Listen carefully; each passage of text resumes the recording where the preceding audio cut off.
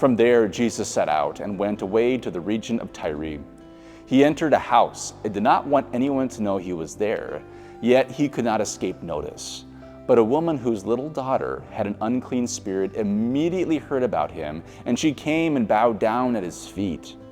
Now the woman was a Gentile of Syrophoenician origin.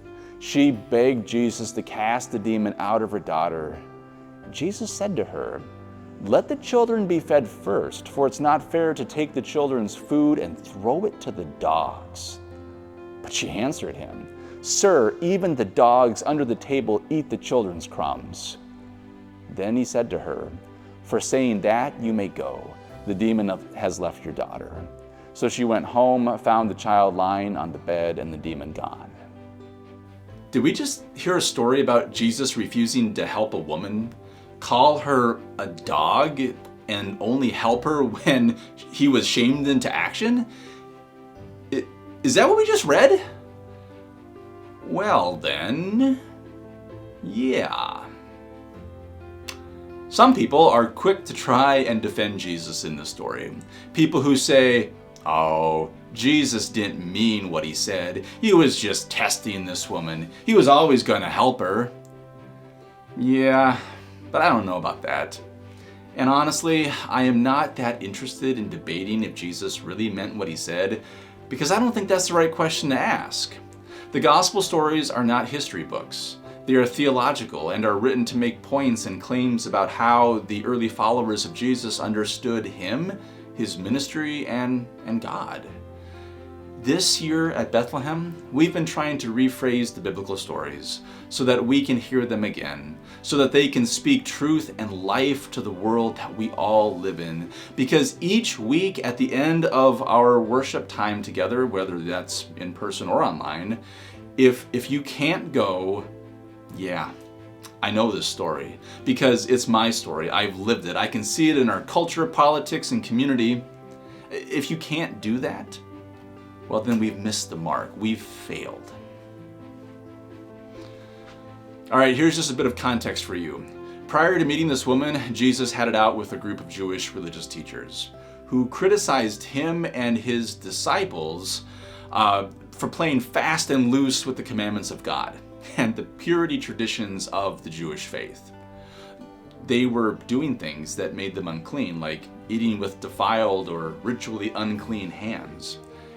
And at this critique, Jesus gets angry, and he says to his critics, "Isaiah prophesied rightly about you hypocrites.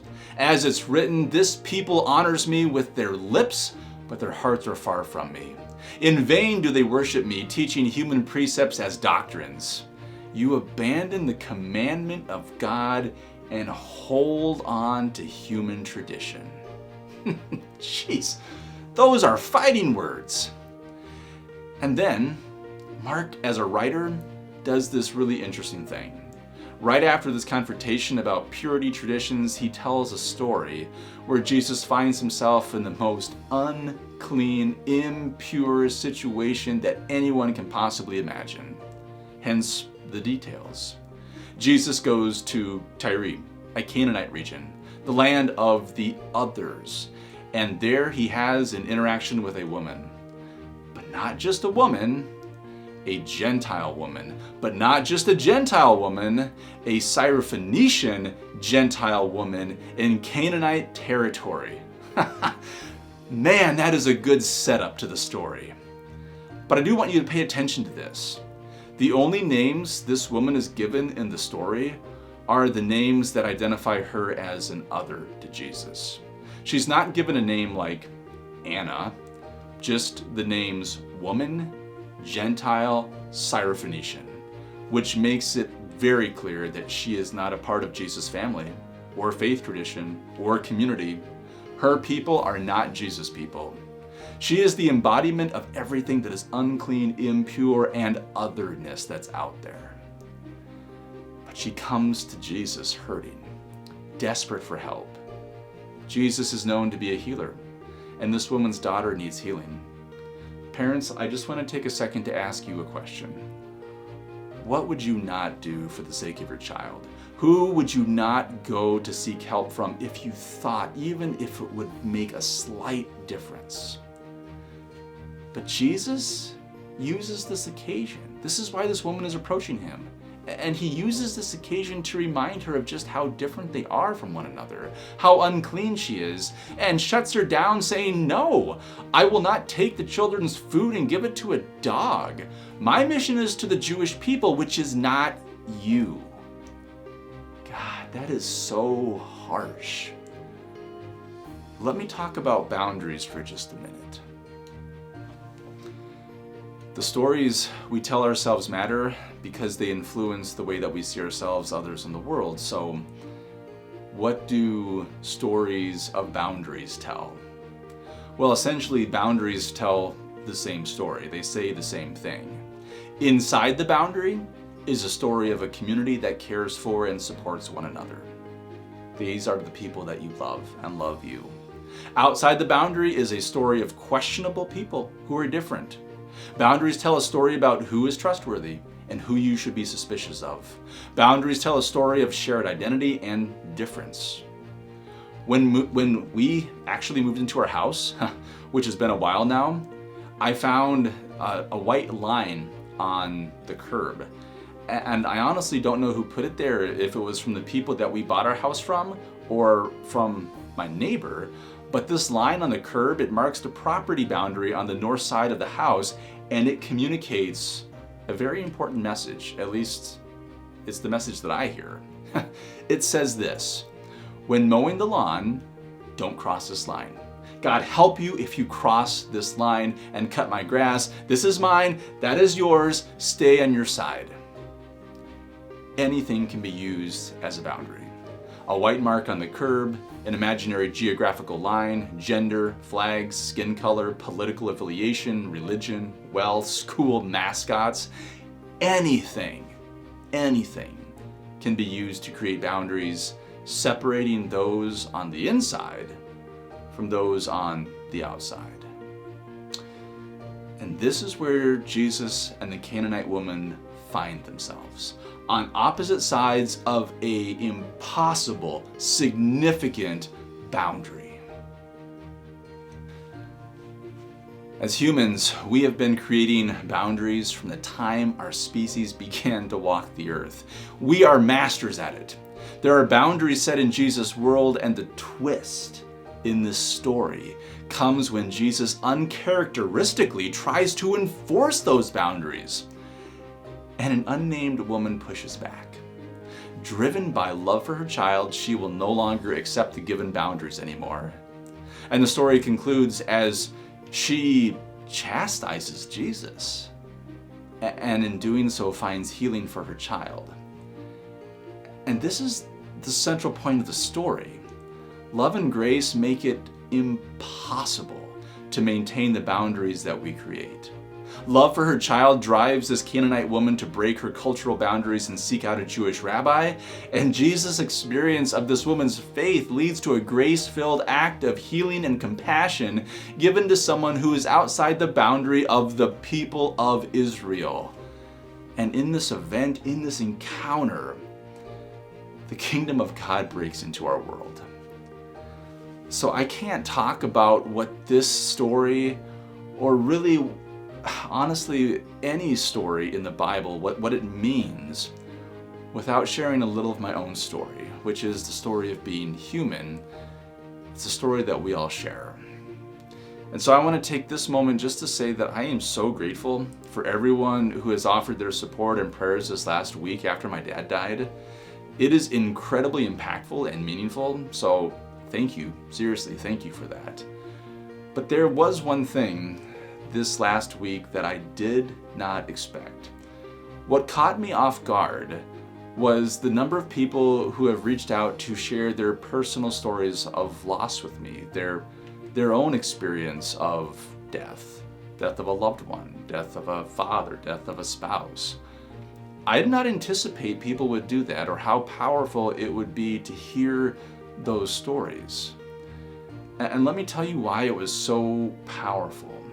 Because when you strip away all of the things that separate us, the boundaries that come with titles and status and wealth and ethnicity and politics and anything else, when those are gone, when we can finally just come and see each other as human beings, people who have a shared common humanity, where we are all trying to just survive and thrive, where we are all trying to deal with loss in our life, when you can see this, when you can experience this, when you can share in this, there is a profound realization that you're not alone. I mean, when all of the boundaries are stripped away between Jesus and this woman, so that's what's left is just a shared humanity, a humanity that's loved by God, the grief of a mother can be seen and acknowledged so that the healing that is needed can take place. This is the power of this story. This is my experience over this last week.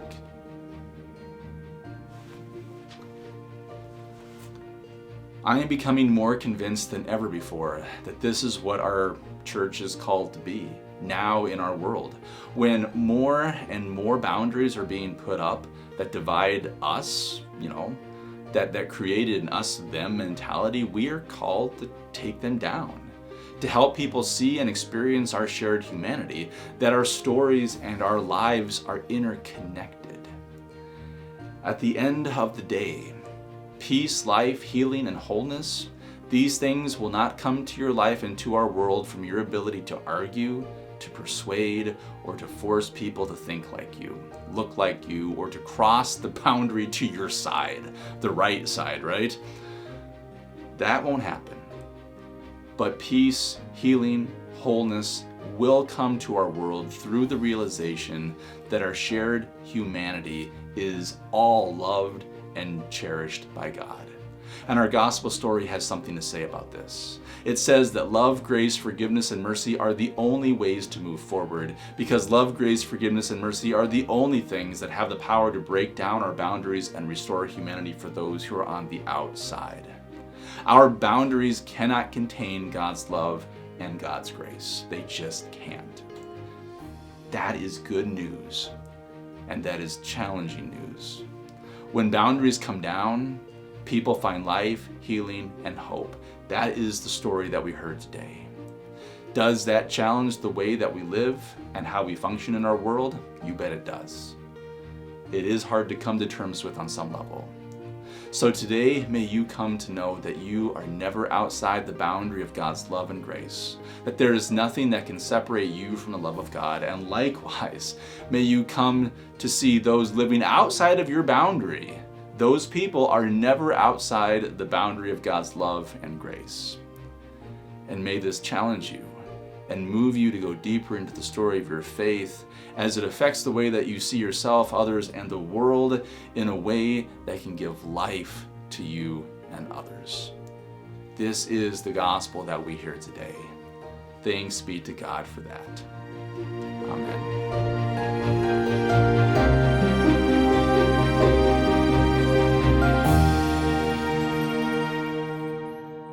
As a way of taking the story of our faith deeper into your own life and applying it directly to where you find yourself today, a couple of reflection questions for you to think about, journal about, or have a conversation with a partner about.